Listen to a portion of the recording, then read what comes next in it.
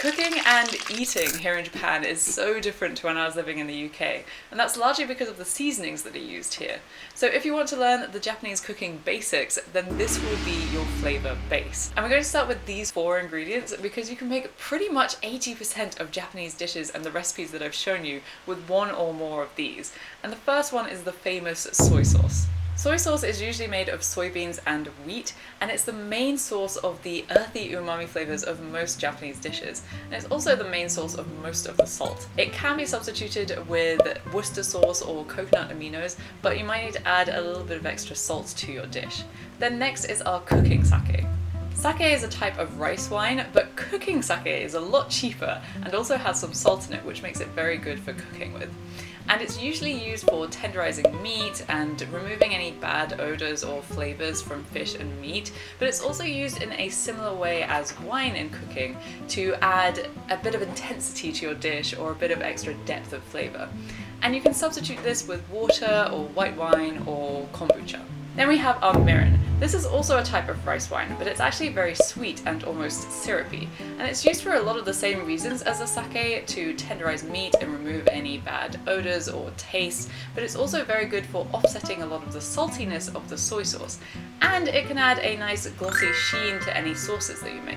This is very hard to substitute because it has a very particular flavor, but you can substitute it with sugar and water or sugar and sake, or even some floral honeys have a bit of a similar taste to mirin.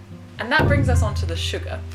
This might surprise you, but sugar is actually used a lot in Japanese cooking, but only in small amounts, maybe a teaspoon to a tablespoon per dish. And it's very good for offsetting the saltiness of the soy sauce, but it's also good for thickening any sauces like a teriyaki sauce.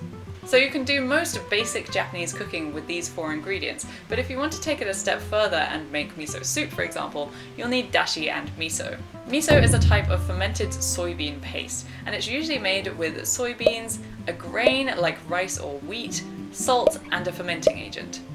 And there are loads of different types of miso, but if you break it down by color, then there is red, white, and mixed.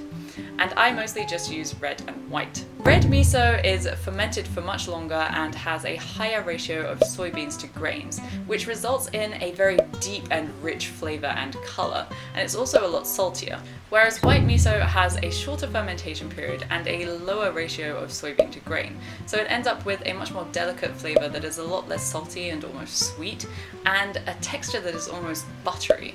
And I use these like I use wines in cooking.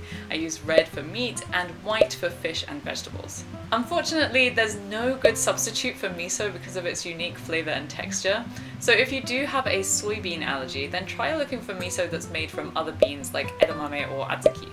And finally, we have our dashi. This is a type of Japanese simple stock, and whereas a lot of Western stocks need a lot of ingredients and a long boiling time, Japanese dashi only needs 1 or 2 ingredients, and you only need to boil it for about 15 to 30 minutes. There are a few different types of dashi, but the main 2 are a fish dashi, which is this katsuo or could be sardines, and a seaweed dashi, which is this dried kombu.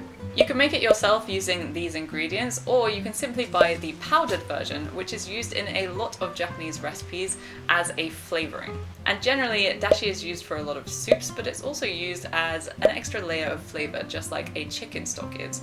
But this is used much more often than chicken or beef stock in Japan. And if you want a recipe that uses almost all of these ingredients, then I recommend that you click here. But do hit that like button if you feel like you learned anything, and I'll see you next time.